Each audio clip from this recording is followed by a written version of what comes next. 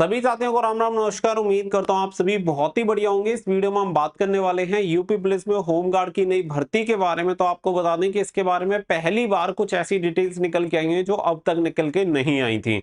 और मैं आप सभी को बता दूं कि अगर आप यूपी पुलिस कांस्टेबल के पद पर भर्ती नहीं हो पाए हैं तो ये आपके लिए एक गोल्डन अपॉर्चुनिटी हो सकती है कि आप होमगार्ड के थ्रू फिर आगे भविष्य में यूपी पुलिस कांस्टेबल के पद पर भी जा सकते हैं, क्योंकि 3 साल के बाद जो आपको कोटा मिलता है उस कोटा की जो कट ऑफ होती है वो काफी कम जाती है। इससे आपको डायरेक्टली फायदा मिलता है, तो आप इसके थ्रू भी यूपी पुलिस कांस्टेबल के पद पे तैनात हो सकते हैं। बाकी का अगर आप ओवरऑल देखेंगे तो आज के टाइम में यूपी पुलिस कांस्टेबल से थोड़ी बहुत ही सैलरी कम मिलती है।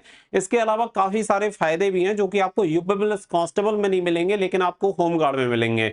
जिसमें से सबसे बड़ा फायदा है कि आप अपने गृह जनपद में तैनात रहते हैं, यानी कि आप अपने होम डिस्ट्रिक्ट में रहेंगे। अगर आप आगरा के निवासी हैं तो आपको आगरा में ही ड्यूटी करनी है, जबकि अगर आप यूपी पुलिस कांस्टेबल पर भर्ती हो जाते हैं तो आपको बॉर्डर डिस्ट्रिक्ट भी नहीं मिलेगा। यानी आगरा से जो भी आपके एरिया टच हो रहे होंगे जिन डिस्ट्रिक्ट के भी, वो भी आपको अलॉट नहीं होगा। उसके अलावा अन्य कोई जगह होगी, जो भी डिस्ट्रिक्ट होगा वो आपको अलॉट होगी। तो सबसे बड़े फायदे यहाँ पे ये मिलते हैं कि अपनी फैमिली के पास रह सकते हैं, एक्सपेंसेस कम रहते हैं, तो आराम से सरवाइव कर सकते हैं। वहीं पे सिपाही के पद पे आपकी जो जिम्मेदारियां होती है वो बहुत ज्यादा होती है, जबकि होमगार्ड के पद पे आपकी इतनी जिम्मेदारियां नहीं है।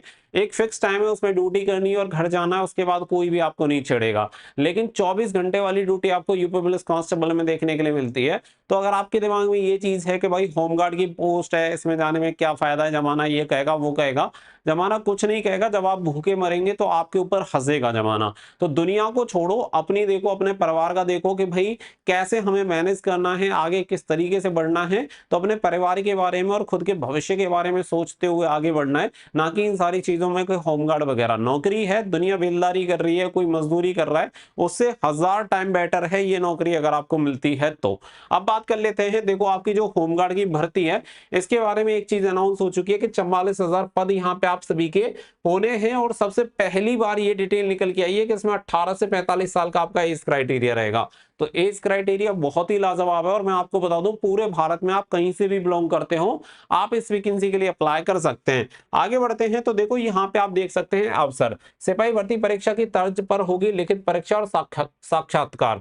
यानी कि इस भर्ती में जो होगा वो आपका रिटन एग्जामिनेशन भी होगा, साथ ही में आपका इंटरव्यू भी कंडक्ट करवाया जाएगा। तो 44,000 होमगार्डों की भर्ती जुलाई से शुरू होगी। तो यहाँ पे बताया गया है कि जो आपकी भर्ती होनी है वो जुलाई में होगी। इससे पहले ही आपको कांस्टेबल की जो भर्ती होगी वो देखने के लिए मिल जाएगी। साथ ही में आप सभी को पता है कि एसआई यानी यूपीएसआई की जो भर्ती होगी वो भी देखने के लिए मिलेगी। साथ ही में होमगार्ड की भर्ती भी आपकी आ रही है। 3 बड़ी भर्तियां यहाँ पे आपको देखने के लिए मिलेंगी। तो यूपी में ये जो भर्ती होगी 14 साल बाद ये भर्ती होने जा रही है, जो कि बिल्कुल अलग ही तरीके से आपको ये भर्ती देखने के लिए मिलेगी और अपने आप में एक बहुत बड़ी भर्ती ये होने जा रही है। इसके बारे में जो भी डिटेल है वो बताई गई है कि लास्ट जो भर्ती आपकी हुई थी 2011 में हुई थी। इसके बाद अब 44,000 पदों पर ये भर्ती होगी, जो कि पूरे 14 साल बाद ये भर्ती आपको देखने के लिए मिलेगी। भर्ती के प्रस्ताव पर शासन में लगभग सहमति बन गई है। भर्ती की नियमावली तैयार की जा चुकी है।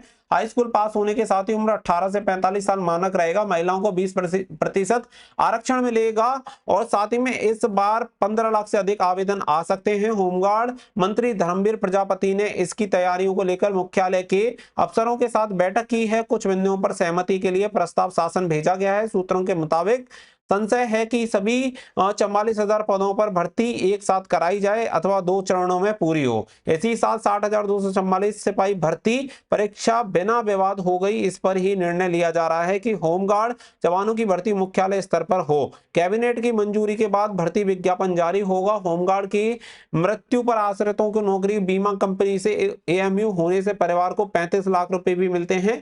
सरकार से 5 लाख रुपए की आर्थिक मदद अलग से मिलती है। इस तरह होगा अंतिम चयन। तो अंतिम चयन के लिए बताया गया कि विभाग के मुताबिक सिपाही की तरह होमगार्ड जवान बनने के लिए अभ्यर्थियों को लिखित परीक्षा देनी होगी। इसमें सफल अभ्यर्थियों का शारीरिक परीक्षण होगा, दस्तावेज परीक्षण होगा, चयनित अभ्यर्थियों का मेडिकल परीक्षण होगा। साथ ही में 2.5 किलोमीटर दौड़ हो सकती है, तो यहाँ पे बताया गया है कि 2.5 किलोमीटर की आपकी रनिंग हो सकती है। यानी कि देखो फिजिकल का क्राइटेरिया भी यहाँ पे बाहर निकल के आ रहा है। तो जो ऑलमोस्ट चीजें हैं वो यहाँ पे आपकी क्लियर हो रही हैं कि सबसे पहली बात तो देखो सिलेक्शन प्रोसेस समझ लो कि सिलेक्शन प्रोसेस क्या है। अगर मैं सिलेक्शन प्रोसेस की बात करूं तो यहाँ पे जो आपका सिलेक्शन प्रोसेस होगा उसे समझ लेते हैं, जिससे कि ये चीजें समझ में आ जाए।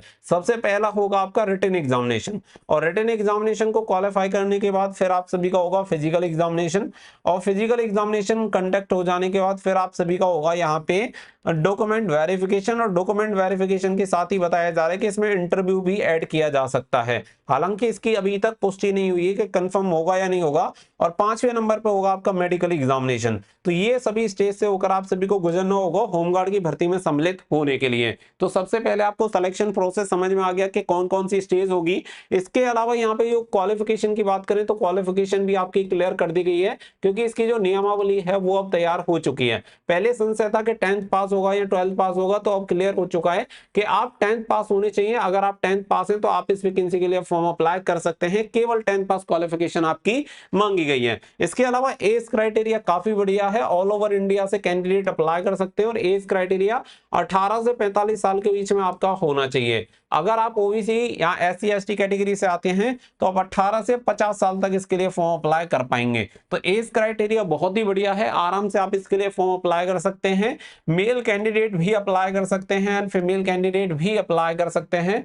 दोनों कैंडिडेट के लिए वैकेंसी है, और फीमेल कैंडिडेट के लिए 20% जो वैकेंसीज रहेंगी वो आपकी रिजर्व रहने वाली हैं। तो जो भी चीजें हैं वो आपको क्लियर हो चुकी हैं। फिजिकल की अगर हम बात करें तो आपकी जो रनिंग होनी है 2.5 किलोमीटर की आपकी रनिंग होगी। समय सीमा अभी तय नहीं की गई है कि कितने समय में आपको ये दूरी तय करनी होगी, लेकिन इसमें बताया गया है कि 2.5 किलोमीटर की आपकी रनिंग होनी है। इसके अलावा अगर हम बात करें तो यहाँ पे आप देख सकते हैं इसमें स्पष्ट रूप से लिखा गया है कि 18 से 45 वर्ष के अभ्यर्थी जो हाई स्कूल उत्तीर्ण कर सकते हैं वो आवेदन कर सकते हैं। और यहाँ पे अगर हम बात करें 1,18,348 स्वीकृत पद हैं होमगार्ड के, और वर्तमान में 74,000 जवान ही तैनात हैं। तो आप समझ सकते हैं कि कितने अधिक पद यहाँ पे अभी आपके खाली चल रहे हैं। तो इन्हीं पदों पर यहाँ पे आपकी जो भर्ती है वो करवाई जानी है, जिसमें कुल मिला के 44,348 पद आपके रिक्त चल रहे हैं। 44,348 पदों पर ये आप सभी की भर्ती होनी है, जो कि एक अपने आप में काफी बड़ी भर्ती होने वाली है। तो आप सभी को इस भर्ती की तैयारी के लिए अच्छे तरीके से जुट जाना चाहिए, क्योंकि बढ़िया अवसर है आप सभी के पास एक अच्छा रोजगार पाने का, और वो भी अपने डिस्ट्रिक्ट में। क्योंकि दुनियादारी में आप दूर भागते फिरोगे उसका कोई मतलब नहीं है, और अपने पास ही आपको इतना बढ़िया रोजगार का मौका मिल रहा है, तो इससे बढ़िया चांस आपके पास होगा नहीं। तो अपनी जो रिटन एग्जामिनेशन वगैरह दूसरे एग्जाम की तैयारी कर रहे हो उसमें जुटे रहो, क्योंकि उससे बाहर आपको कुछ देखने के लिए मिलेगा नहीं। जैसे कि देखो यहाँ पे क्या रहेगा, जीके रहेगा आपका, इसके अलावा आपका रीजनिंग रहेगा, और आपका मैथमेटिक्स रहेगा, इसके अलावा आपका हिंदी सब्जेक्ट रहेगा। तो जो आपके यूपी पुलिस कांस्टेबल में आते हैं लगभग वही सब्जेक्ट आपको देखने के लिए मिलेंगे, अलग से कोई एडिशनल सब्जेक्ट तो आपका आएगा नहीं। तो आप उसी की तैयारी कर रहे हो तो उसी की तैयारी से आपका आराम से सिलेक्शन हो सकता है। तो तैयारी में जुटे रहिए, बाकी का इससे संबंधित जो भी इंफॉर्मेशन होगी रेगुलर आपको मिलती रहेगी। मिलेंगे नेक्स्ट वीडियो में। So thank you for watching. जय हिंद, जय भारत।